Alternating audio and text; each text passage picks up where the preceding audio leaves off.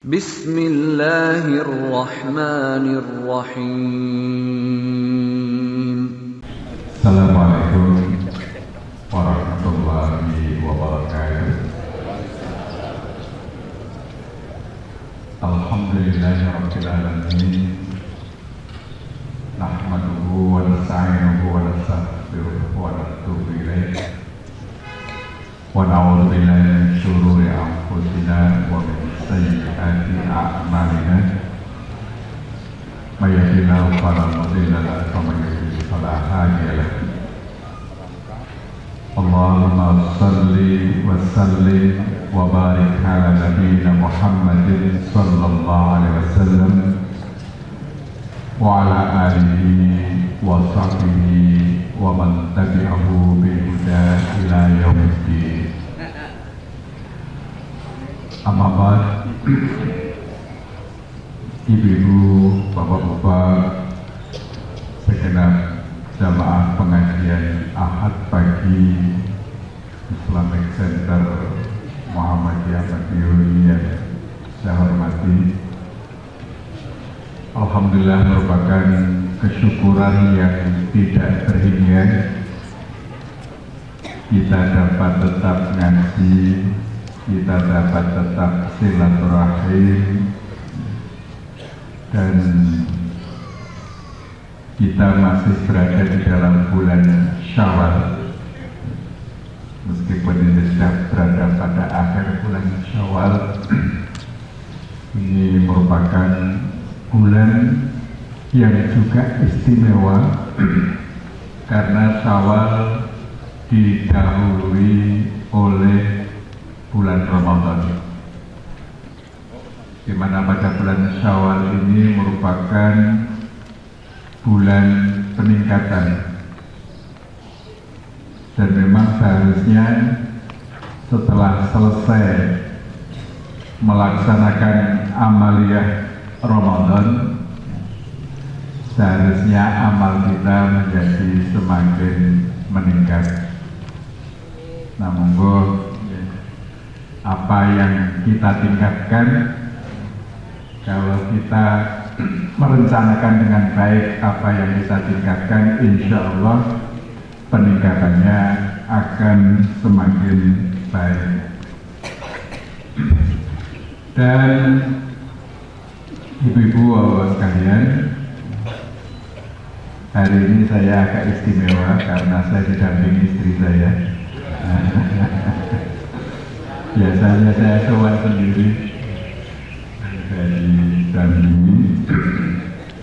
Kebetulan ya setelah Syawal ini dari Samarinda ya, ke Jogja, maupun di Jogja ya ikut ke Madiun.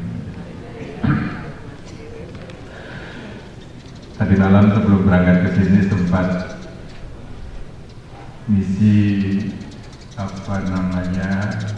guru-guru dan karyawan SMA Muhammadiyah SMA Negeri Nganjuk yang ke Jogja sampai sebelum sebelum berangkat. Tapi akibatnya setelah ngisi pakai kopian, Pak. Begitu naik mobil kopiannya taruh mobil, naik kereta kopiannya ketinggal di mobil. Sehingga nyuwun pangapunten, ini sekarang jamaahnya kopian, yang ngisi tidak kopian. Ibu-ibu, bapak, hadirin rahmatullah, marilah kita merenungkan kembali di bulan Syawal ini akan tujuan hidup kita di dunia ini, bahwa Allah memberikan kita kesempatan untuk hidup di dunia ini pada sebuah waktu yang disebut dengan Al-Asr. Jadi Al-Asr itu adalah waktu yang diberikan Allah kepada kita untuk berada di dunia ini. Masing-masing al-asr kita berbeda-beda. Ada yang cuma 10 tahun, ada yang 20 tahun, ada yang 30 tahun, ada yang 40 tahun, ada yang sampai 100 tahun, ada yang lebih. Dan semua sudah tercatat di Lauhil Mahfuz. Masing-masing sudah tercatat. Cuman catatannya ini tidak dibocorkan buat kita. Jadi kita tidak tahu masih berapa lama lagi. Apakah masih 10 tahun, 5 tahun, setahun, sebulan, atau mungkin sampai besok. Wallahu a'lam, kita tidak diberitahu. Tetapi masing-masing kita sudah ditetapkan. Idza jaa ajaluhum la yastakhiruna sa'atan wa la yastaqdimun. Kalau ajalnya sudah sampai, maka tidak bisa dipercepat sedikit pun atau diakhirkan sesaat pun. Jadi nggak bisa kita memilih mbok kula diparingi kalih jam menit, nggak bisa. Sebab kalau diparingi ya, itu janji kita fa'asod dapok, maka saya akan sedekahkan itu harta saya yang saya punya. Karena ketika kita maut itu kemudian menjadi apa? Tahu, oh ternyata sedekah itu manfaatnya luar biasa. Ya Allah, ya, beri udzur sejenak. Saya akan sungguh mensedekahkan harta saya. Nanti sisanya mau saya gunakan untuk ibadah. Itu janji ini. Tapi kalau dikasih betulan ya lah. Maka kita akan berada pada al-asr, waktu yang memang ditetapkan buat kita. Nah, Bapak Ibu hadirin rahimakumullah, Allah memberikan pilihan kepada manusia memilih beriman atau memilih kafir. Faman yasha' fal yu'min, faman yasha' fal yakfur. Barang siapa yang mau hendaklah dia beriman, dan barang siapa mau boleh kafir. Jadi kita di dunia ini boleh beriman, boleh kafir. Beriman atau kafir itu adalah pilihan. Jadi boleh milih. Itu satu-satunya makhluk yang diberikan wewenang pilih. Itu cuma kita manusia. Malaikat tidak diberikan wewenang pilih. Malaikat itu makhluk yang bisanya hanya taat kepada Allah. Dia tidak bisa maksiat, tidak bisa membantah. Tidak ada kemampuan maksiat, tidak ada kemampuan membantah. Adanya hanya taat. Ini malaikat. Nah, kalau setan itu sukanya membantah. Waton Suloyo. Ini setan. Nah, kita manusia boleh taat, boleh membantah. Maka akibatnya kalau taat, manusia itu berada menjadi makhluk yang terbaik. Laqad khalaqnal insana fi ahsani taqwim. Itu kalau taat. Tetapi kalau tidak taat, summa radadnahu asfala safilin, lebih rendah derajatnya dari setan. Tapi kalau taat, derajatnya bisa lebih tinggi dari malaikat. Di dunia boleh memilih. Faman sya'a fal yu'min wa man sya'a fal yakfur. Nah, Bapak Ibu sekalian yang hadir di pengajian ini semua memilih fal yu'min.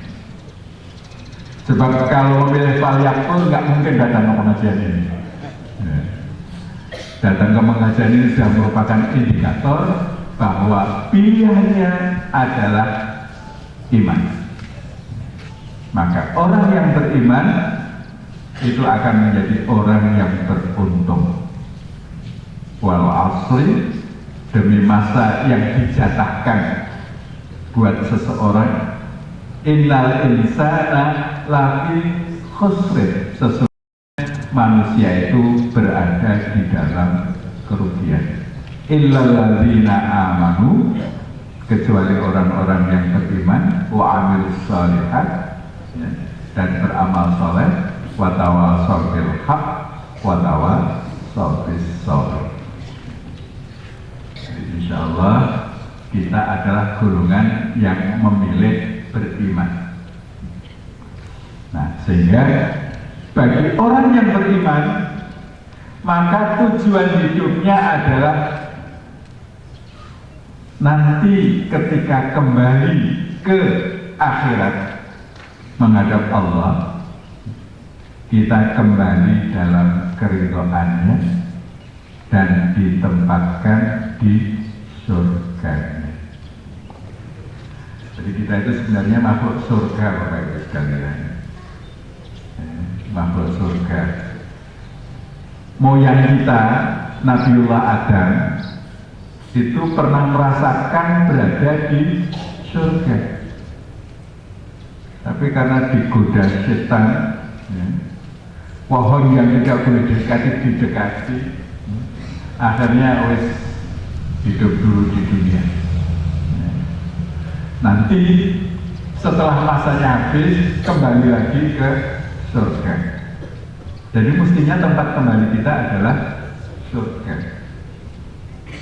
Nah, yang kembalinya tidak surga berarti dia tersesat. Tersesat. Bapak Ibu punya rumah, pergi pulang ke rumahnya raiso goleki nggone, jenenge tersesat. Karena tidak mengikuti jalan yang menuju ke rumah. Jalan menuju ke rumah di atas bukit naik, wahnya munggah kabut. Jadi jalan sih turun, ya, maka nggak sampai ke rumah. Nah, insya Allah kita semua ingin jalan kembali yang benar. Maka seorang mukmin tujuan hidupnya di dunia adalah kembali kepada Allah dalam keridhaannya dan ditempatkan di surga. Sehingga kita layak untuk dipanggil oleh Allah, ya ayyatuhan nafsul mutmainnah, wahai jiwa yang mutmainnah, yang tenang, irji'i ila rabbiki radiyatan mardiyah, fadkhuli fi ibadi wadkhuli jannati. Pulang, irji itu kan pulang, balino, pulang kemana? Ila rabbiki, pulang kepada Tuhanmu, radiyatan mardiyah, dalam keadaan penuh keridhoannya. Fadkhuli fi ibadi, bergabung kamu kepada hamba-hambaku yang soleh. Wadkhuli jannati, dan masuklah kamu ke surgaku. Siapa Bapak Ibu yang dipanggil? Yang dipanggil ini siapa? Saya, katakan saya. Mau Bapak Ibu dipanggil ya ayatan nafsul mutmainnah. Sehingga kita perlu mempersiapkan diri. Kita itu layak dipanggil ya ayatuhan nafsul mutmainnah. Sehingga kita dipanggil Allah,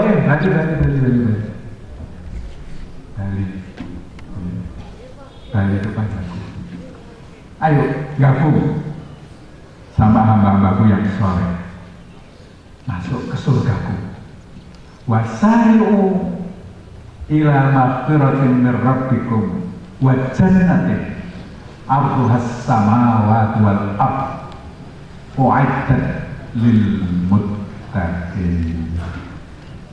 Bersegeralah datang kepada ampunan Tuhanmu dan surga yang luasnya seluas langit dan bumi. Seluas bumi mawon wis luas banget, apalagi langit dan bumi. Langit itu tidak terbatas. Kalau bumi itu bisa diukur, kita bisa mengukur bumi tapi tidak bisa mengukur langit. Nah, surga itu luasnya seluas langit dan bumi. Oleh karena itu, Bapak Ibu sekalian, mari kita selalu ingat bahwa kita hidup di dunia ini hanyalah untuk mempersiapkan diri berjumpa dengan Allah dan supaya ditempatkan di surga. Sehingga hidup kita lurus-lurus, tidak neko-neko, tidak mencari jalan yang menjauhkan dari surga. Nah, oleh karena itu, Bapak Ibu sekalian,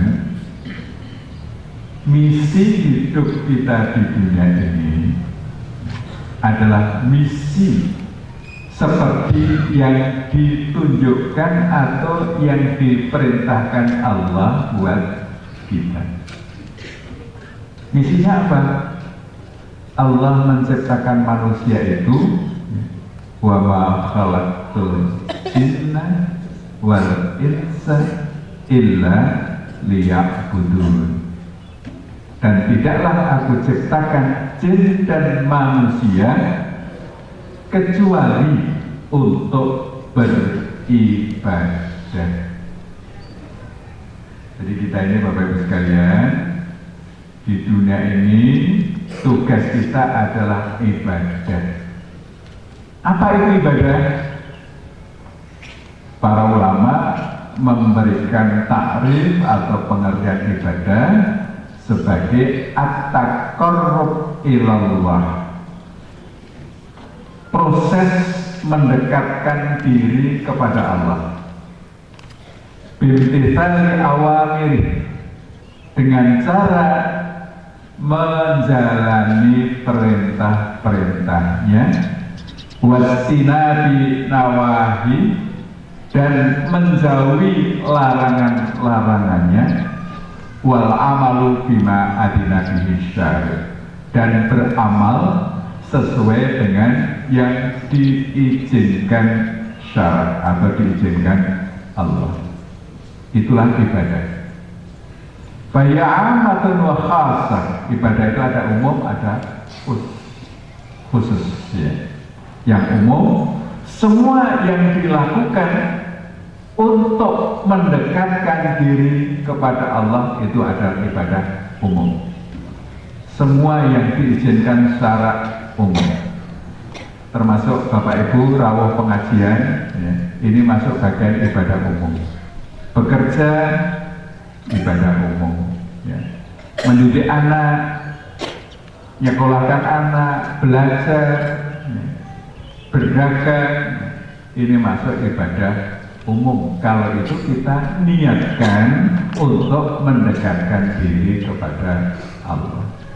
Jadi apapun yang kita lakukan bisa bernilai ibadah. Ini masuk kategori ibadah umum. Tetapi niatnya yang kita lakukan ini adalah dalam rangka mendekatkan diri kepada Allah. Jadi bekerja itu bisa ibadah, bisa tidak. Kalau kita bekerja sekedar untuk mencari gaji, tidak masuk ibadah. Tapi kalau kita bekerja, ini menjadi bagian dari menjalankan perintah Allah. Dengan bekerja kita mendapatkan penghasilan, dengan penghasilan kita bisa beribadah, bisa memberikan makan kepada keluarga, bisa menyekolahkan anak, bisa melakukan aktivitas-aktivitas ibadah yang lain. maka setiap energi yang kita lakukan untuk bekerja itu nilainya ibadah, dan itu bernilai amal soleh. Dan yang khusus adalah yang telah ditentukan tata cara melaksanakannya, tahapan-tahapannya. Misalnya sholat, nah, sholat ini sudah ada caranya. Kita tidak boleh membuat cara sendiri. Nah, yang umum caranya diserahkan kepada kita. Ini misi yang pertama. Misi yang kedua, ini Allah mengkomunikasikan kepada para malaikat ketika akan menciptakan manusia. Wa idh qala rabbuka lil malaikati inni ja'ilun fil ardi khalifah. Ingatlah ketika Tuhanmu berfirman, berkata kepada para malaikat, aku akan membuat, menciptakan di bumi khalifah. Nah, ternyata khalifah yang dimaksud adalah manusia, Adam. Nah, kita di dunia ini menjalankan tugas-tugas kekhalifahan. Tugas kekhalifahan adalah tugas mewakili Allah, tugas memakmurkan dunia, tugas memimpin dunia. Mewakili Allah itu artinya ketentuan-ketentuan Allah itu bisa hadir, bisa diamalkan di dunia ini karena perjuangan manusia. Tadi Allah memberikan pilihan, tetapi bagaimana kita bisa menjalankan ajaran-ajaran agama itu dengan baik, itu yang kerja manusia. Ada mubaliknya, ada pemimpinnya, ada guru ngajinya, masing-masing mempunyai peran masing-masing. Itu dalam rangka apa? Mewakili kehadiran Allah di muka bumi. Sehingga di muka bumi ini orang menjalankan kegiatan sesuai dengan aturan-aturan Allah.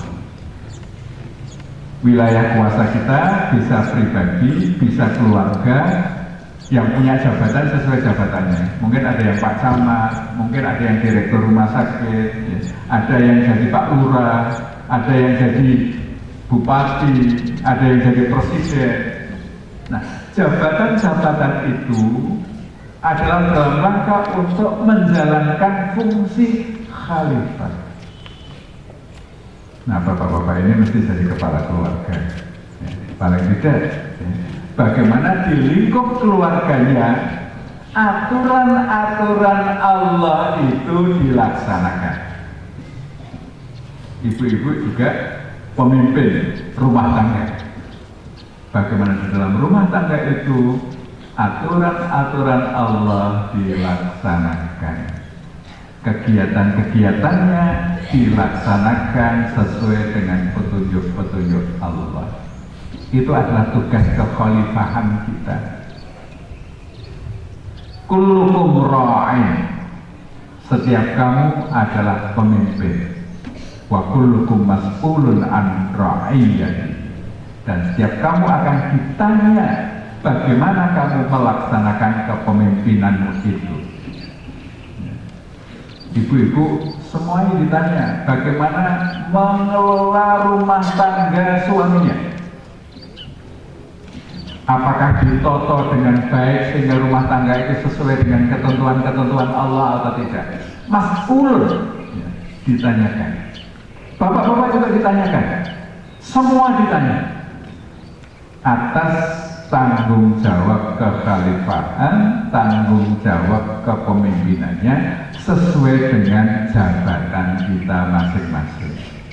Yang tidak punya jabatan di luar, jabatannya cuma kepala rumah tangga, ya itu yang ditanya. Apakah anak istrimu kamu pimpin untuk menjalankan perintah-perintah Allah, meninggalkan larangan-larangannya atau tidak? atau dibenke, dijarke sakarepe dhewe-dhewe. Nah, kalau dijarke sakarepe dhewe-dhewe berarti tidak menjalankan fungsi kekhalifahan sesuai yang dibebankan Allah kepada. Jadi Bapak Ibu sekalian, misi kita di dunia satu, beribadah. Yang kedua, melaksanakan amanat kekhalifahan, menjadi khalifah fil ardh. Kita menjadi khalifah itu banyak sekali fungsinya, termasuk memberikan nama-nama. Kenapa ini namanya mimbar ini kan yang memberikan nama manusia. Kenapa ini namanya apa? Mic, ya. Ini yang memberikan manusia. Nah, bapak-bapak memberikan kuasa menamakan anak-anaknya. Anaknya namanya siapa? Saya namanya Agus Sukoto, itu kan karena bapak saya memberikan saya nama Agus Sukoto. Nah, ini bapak-bapak juga memberikan nama kepada anak-anak. Ini termasuk di antara tugas-tugas kekhalifahan. Bapak Ibu hadirin rahimakumullah,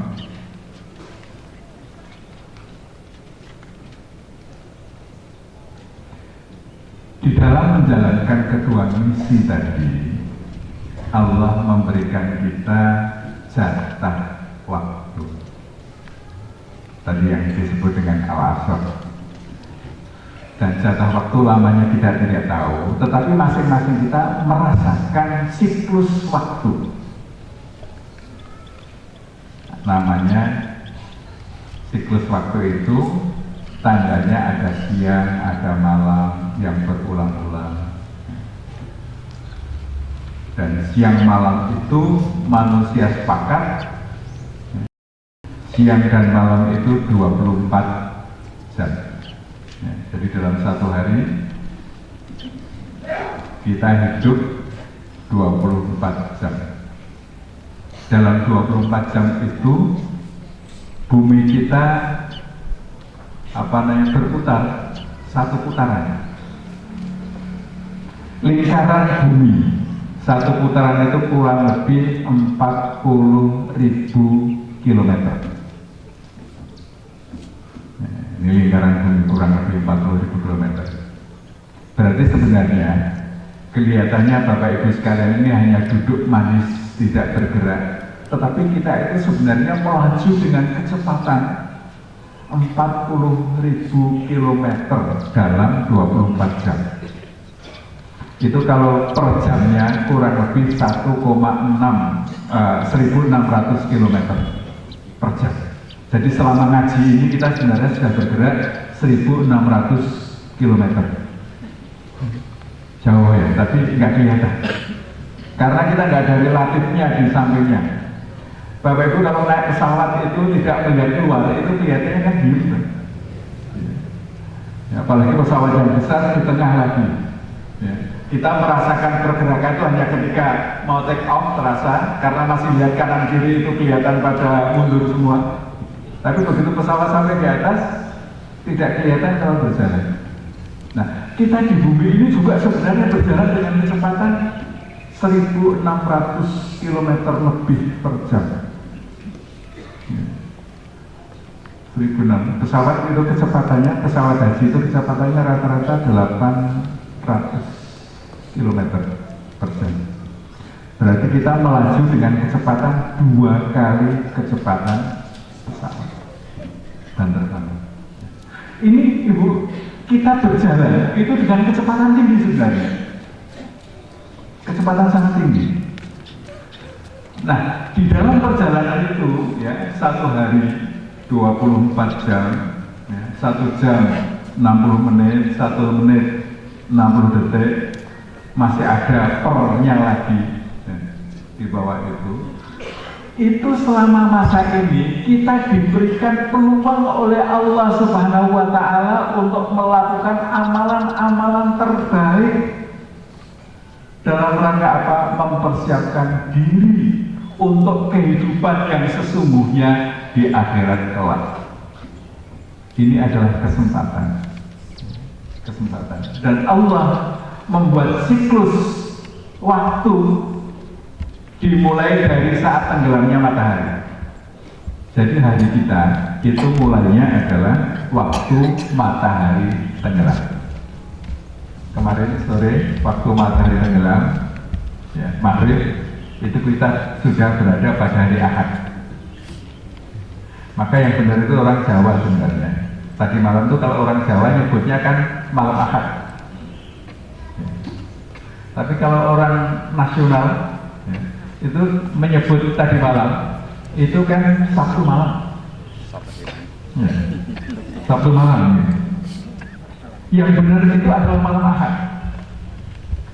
Karena hari itu menurut kalender Islam, menurut kalender yang Allah tetapkan buat manusia, itu mulai sejak tenggelamnya matahari. Jadi kemarin maghrib itu sudah hari Ahad. Hari Ahad nanti berlangsung sampai maghrib nanti. Nanti setelah maghrib sudah Senin. Tapi kalau nasional, yang itu berdasarkan kalender Kristiani atau Miladiah, itu hari itu mulai teng jam 0. Ya. Teng jam 0 itu berdasarkan apa? Berdasarkan kesepakatan. Tidak ada tanda-tanda alam yang menunjukkan jam 12 malam itu kapan. Oh, tandanya nggak ada. Tandanya hanya kesepakatan. Ya. Tandanya kesepakatan satu hari 24 jam, yang namanya jam 12 malam atau 24 itu sama dengan jam 0.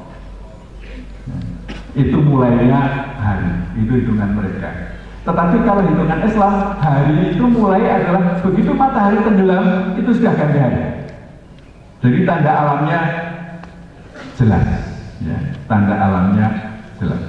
Nah, ketika maghrib itu sudah mulai hari, disitulah terjadi pergantian hari.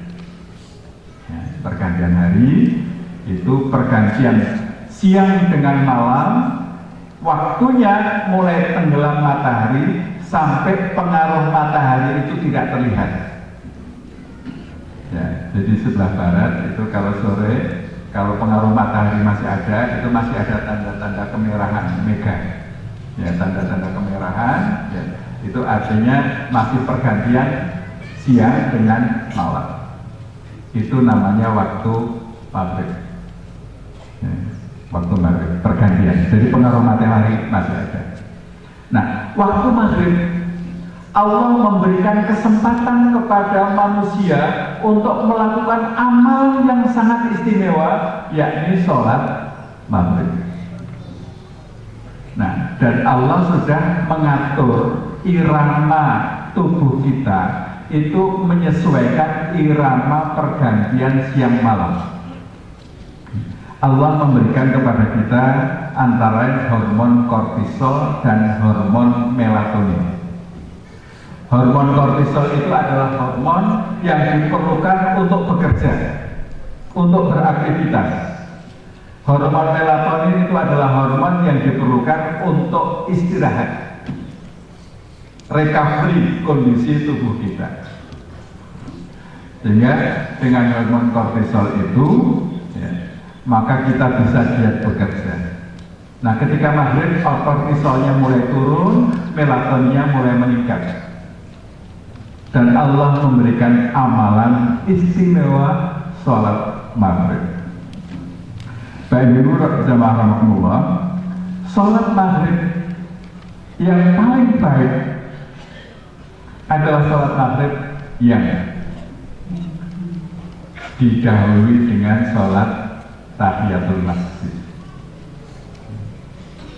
Ada rawatib qobliyah, kemudian dilakukan berjamaah. Nah, karena tadi sudah ada tahiyatul masjid, tentu jamaahnya kan di masjid. Ya, jamaah di masjid. Itu yang istimewa. Dibandingkan dengan sholat sendirian, sholat jamaah itu nilainya lipat 27. Nah, persoalannya apakah kita sudah memilih mengamalkan dengan cara yang terbaik atau belum? Itu pilihan, Bu. Ya, Pak, boleh milih Mau milih biasa atau milih yang istimewa? Seperti kalau Bapak Ibu beli bakmi biasa mawon, artinya nggak pakai telur, nggak pakai ayam, atau milih bakmi istimewa pilihan. Ya nanti konsekuensinya itu bayar gitu. Konsekuensinya biar gitu. Sama, kita diberikan pilihan oleh Allah, mau milih yang biasa, mau milih yang istimewa. Kalau memilih yang istimewa, pilih jamaah di masjid. Berakhir ketika pengaruh matahari hilang, itu nanti menjadi waktu masuk waktu isya. Nah, ketika isya itu pengaruh siang sudah hilang, melatonin tinggi, malam itu dibagi dalam 3 bagian. Bagian sepertiga malam awal, sepertiga malam tengah, sepertiga malam akhir. Sepertiga malam awal itu ada amalan istimewa namanya sholat isya. Satu-satunya sholat yang Nabi biasa mengakhirkan itu hanya sholat isya. Selain sholat isya, Nabi biasa di awal. Tetapi mengakhirnya tetap pada masa sepertiga awal. Kalau kita yang tinggal di daerah Khatulistiwa, malam itu berlangsung kurang lebih 9 jam. Jadi sepertiga awal itu kurang lebih 3 jam. Ya, jam 7 kira-kira sampai jam 10. Jadi sholat isya itu jam 10 baru sudah sholat. Ya, jangan sholat isya kok tengah malam. Ya, jadi pada sepertiga malam awal. Ya. Tetap istimewa jamaah. Ya. Kita ambil apa tidak? Ya. Nanti kalau di awal tidak diambil, lewat berarti nilainya berkurang. Ya. Kemudian sepertiga malam tengah. Nah, sepertiga malam tengah itu amalan terbaik adalah istirahat. Kadar melatonin Allah sudah mempersiapkan sedemikian rupa sehingga tengah itu terbaik untuk istirahat. Tapi boleh dimulai pada akhir sepertiga malam awal. Ya kurang lebih jam 9, jam 10 tidur itu waktu yang terbaik untuk memulai tidur. Ini adalah waktu istirahat.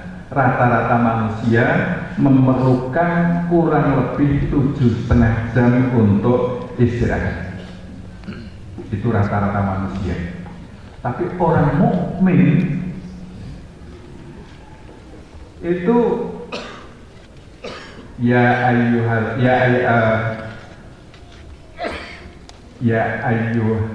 muzammil ya ayyatuhal ya ayyuhal muzammil qumil laila illa qalilan nisfahu awikus. Ya. Orang-orang yang bangun malam separuhnya. Jadi kita diperintahkan bangun itu separuh malam. Tadi malam ada sepertiga ya. Jadi separuh untuk istirahat, sepertiga untuk bangun. Ya. Sepertiga untuk bangun itu apa? Ya.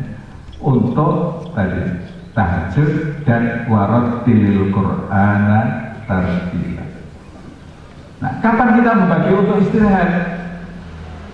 Ya, kalau separuh kita ambil, maka sepertiga tengah ditambah sedikit sepertiga awal, sedikit sepertiga akhir, ya, ketemu separuh, maka kita bangun separuh malam. Ya, jadi malam itu kurang lebih 4,5 jam kita bangun. Ya, ini adalah waktu istimewa yang Allah berikan buat kita. Persoalannya kita ambil tidak sesuatu yang istimewa itu. Wa minal laili fatahajjat bihi nafilatan asa ayat asakaroh buka maqamam mahmuda. Yang mau bangun malam, mau tahajud, ya, maka Allah akan memberikan dia kedudukan yang terhormat. Bapak Ibu, menjadi terhormat itu menyenangkan.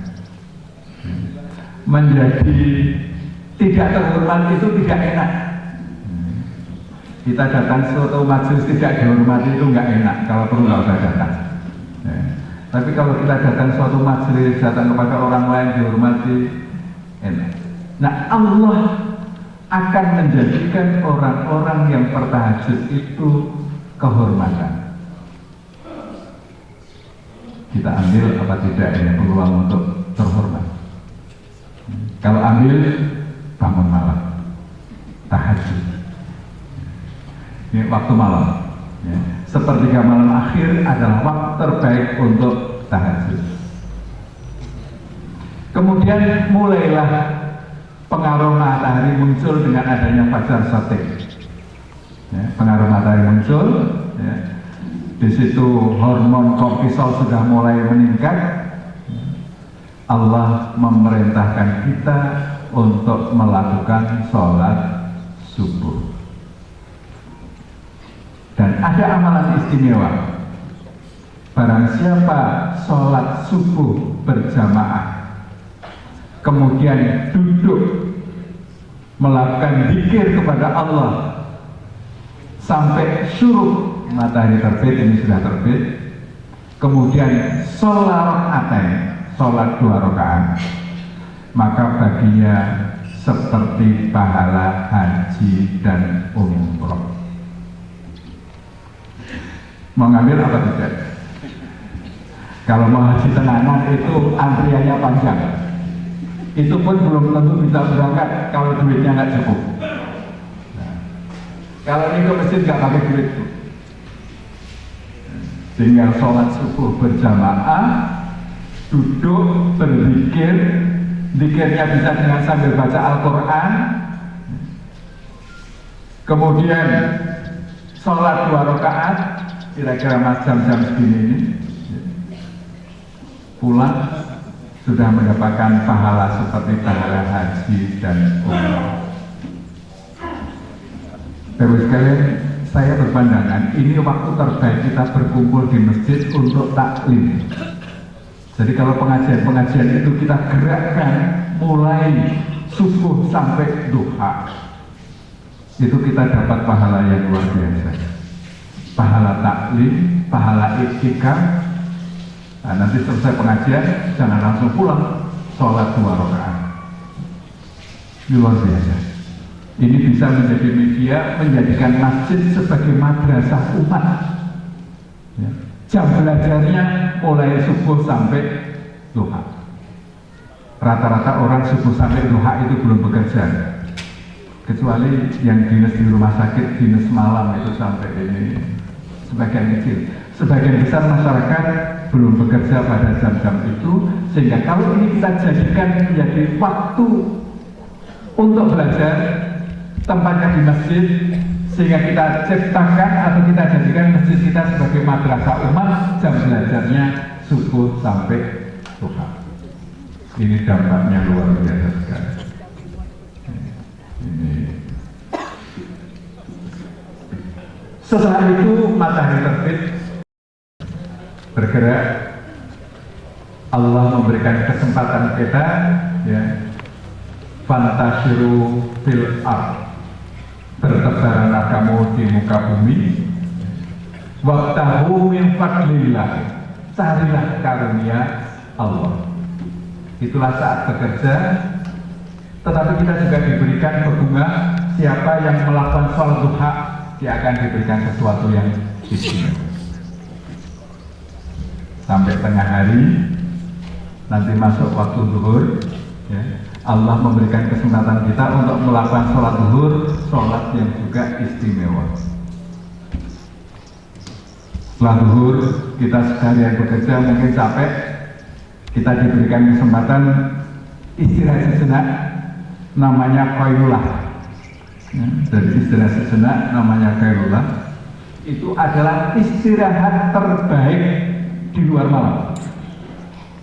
Jadi bapak sekalian, kalau mau istirahat siang, itu waktunya setelah sholat zuhur. Itu adalah saat istimewa untuk beristirahat. Jangan habis asar tidur, jangan habis maghrib tidur. Itu tidur yang tidak disukai Rasulullah. Sama jangan habis subuh tidur. Habis subuh itu tidur yang tidak disukai Rasulullah.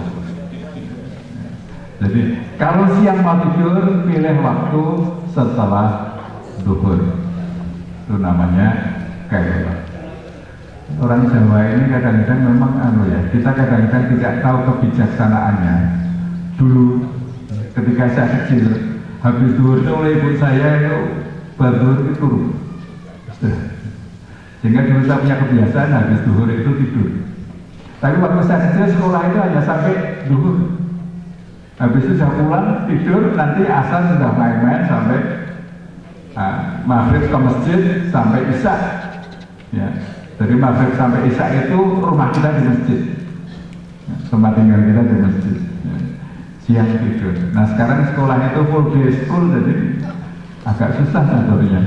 Tapi mungkin bagi para pengurus sekolah itu boleh diberikan kesempatan kepada murid-murid tidur sejenak di masjid. Ya, jadi masjid itu ya suruh tidur sejenak seperempat jam atau ini ya, di masjid. Tapi kita lihat Bapak sekalian, banyak masjid-masjid itu ada tulisannya dilarang tidur. Ya. Bahkan ada yang lebih dahsyat lagi, dilarang tiduran. Kalau tiduran itu kan meleleh, belum tentu tidur, itu dilarang di masjid. Ini menyalahi ketentuan Rasulullah. Ya. Rasulullah itu pada zaman beliau, masjid itu antara yang digunakan untuk tidur. Salah satu pemanfaatan masjid pada waktu zaman Rasulullah untuk tidur. Itu sampai ada hadis-hadis yang menyebutkan bahwa sahabat-sahabat itu karena selimutnya kecil, tidurnya kadang-kadang ditarik ke atas kelihatan kakinya, kemudian berselimut di masjid. Gitu. Masjid itu salah satu untuk istirahat. Sehingga hanya mungkin ditata, kalau tiduran jangan di tempat orang yang sholat di depan. Nah, maka di dalam masjid Jawa itu ada masjid inti, ada serambi. Itu filosofinya sebenarnya untuk menata yang tiduran itu jangan di bangunan utama yang biasa untuk sholat. Kalau mau tiduran ya di serambi supaya lebih bagus. Ya. Tapi kemudian banyak yang tidak menggunakan serambi. Ini serambinya di samping. Di samping bisa dilakukan. Ya. Sehingga jangan sampai di masjid-masjid kita itu ada larangan tidur di masjid. Juga ada larangan itu kita mau tiduran juga. Kadang-kadang kita musafir singgah ke masjid mau istirahat sejenak, kalau ada tulisan itu nggak nyaman. Ya, mau tidur nanti diperingatkan takmirnya, Pak tidak boleh tidur di masjid. Kemudian ya, setelah zuhur ada masa matahari condong. Ya, ketika bayangan itu sudah mulai sedikit lebih panjang daripada tinggi bendanya, disitulah masuk waktu asar.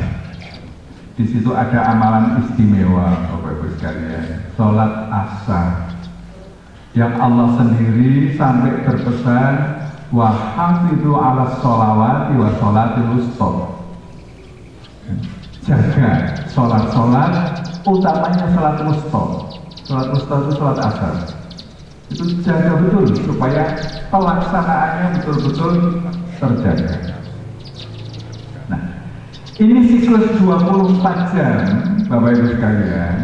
Allah memberikan peluang-peluang istimewa. Persoalannya yang istimewa itu kita ambil apa tidak? Jadi setiap pergeseran waktu yang istimewa kita ambil apa tidak? Sekali lagi itu pilihan. Boleh mengambil, boleh tidak. Ibarat di pengajian ini di depan selama 5 menit ya, dihampar itu ada emas, berlian segala macam, boleh semua ambil.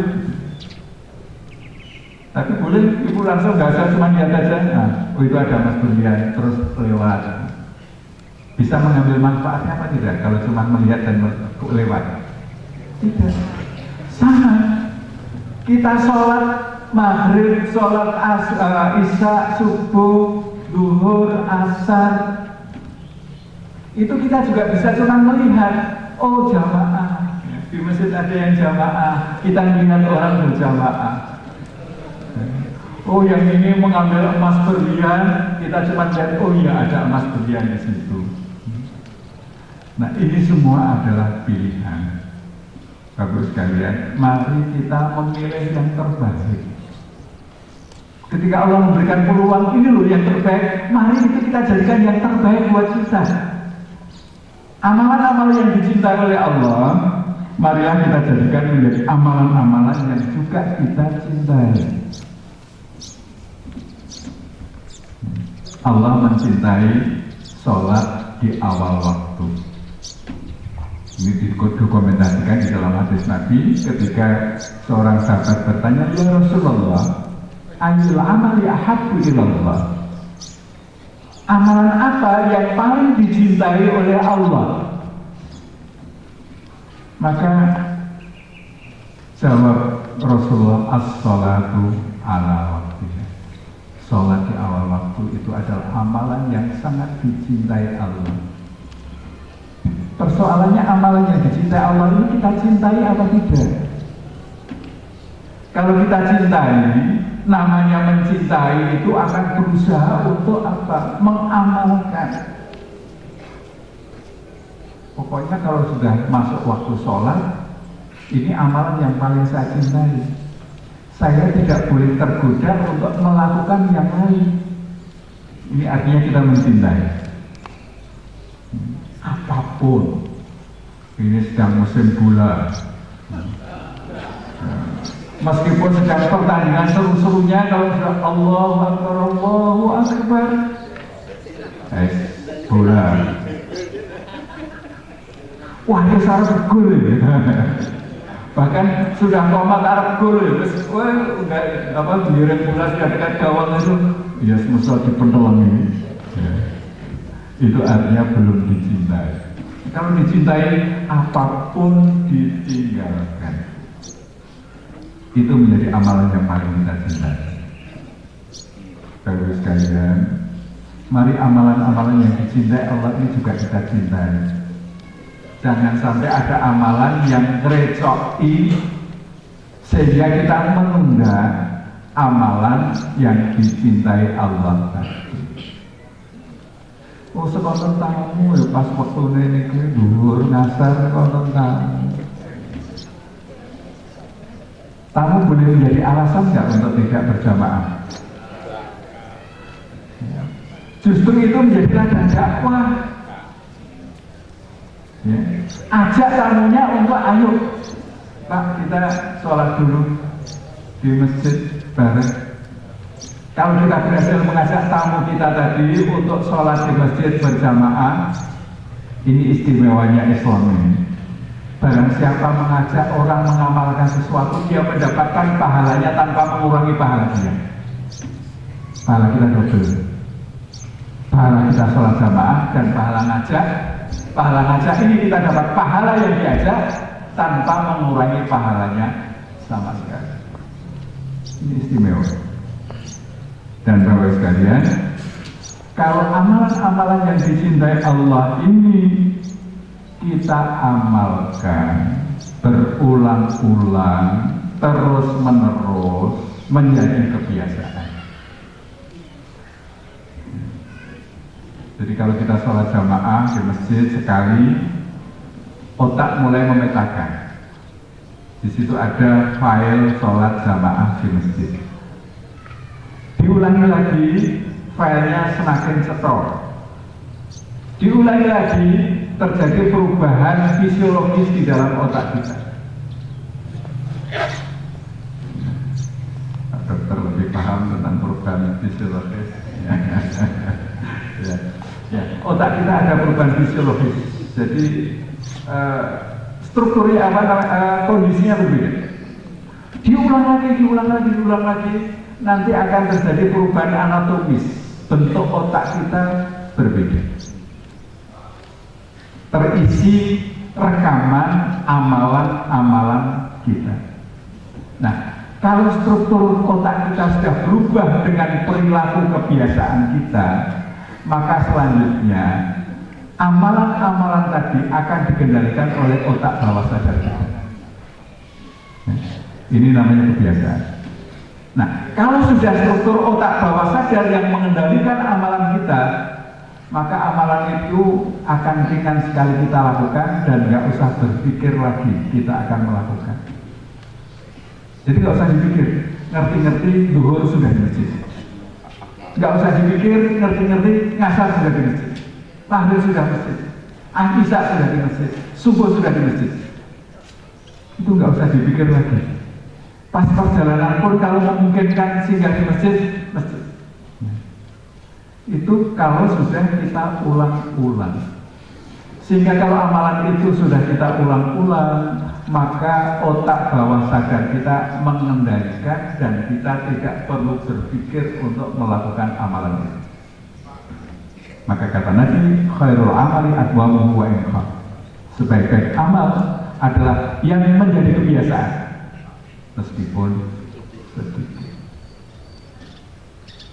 Monggo tinggal 3 menit jam 7.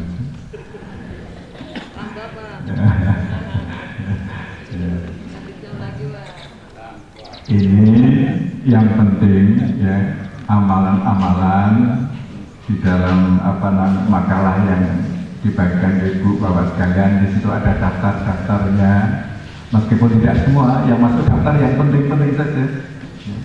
Kalau yang penting-penting itu menjadi bagian dari amalia sehari-hari kita, maka insya Allah Bapak Ibu kita itu berhak untuk dipanggil oleh Allah dengan sebutan ya ayyatuhan nafsul mutmainnah, sehingga irji'i ila rabbiki radiyatan mardiyah fadkhuli fi ibadi wadkhuli jannati.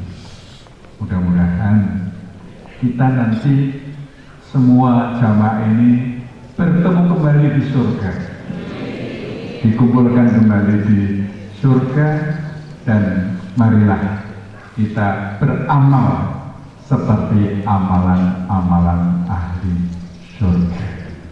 Marilah kita berdoa kepada Allah Subhanahu wa Ta'ala, kiranya kita diberikan bimbingan kekuatan untuk mengikuti jalannya yang lurus, sehingga kita dapat menjalankan misi kehidupan kita di dunia ini dengan sebaik-baiknya, dan pada akhirnya kita ditempatkan di surganya.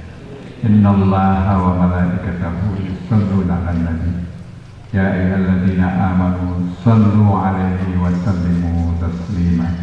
Allahumma shalli 'ala Muhammad wa 'ala ali Muhammad kama shallaita 'ala Ibrahim wa ali Ibrahim wa barik 'ala Muhammad wa 'ala ali Muhammad kama barakta 'ala Ibrahim wa ali Ibrahim fil 'alamin innaka Hamidum Majid.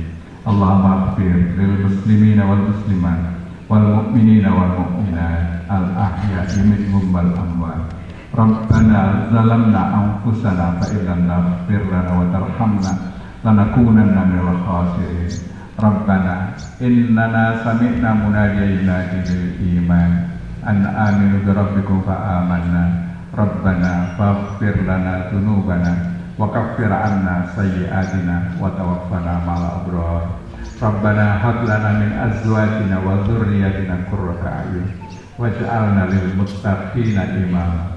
Rabbana arinal haqqa haqqa warzuqna ittiba'ah wa arinal batila batila warzuqna ijtinabah. Rabbana atina fid dunya hasanah wa fil akhirati hasanah wa qina adzabannar. Walhamdulillahi rabbil alamin. Assalamualaikum warahmatullahi wabarakatuh.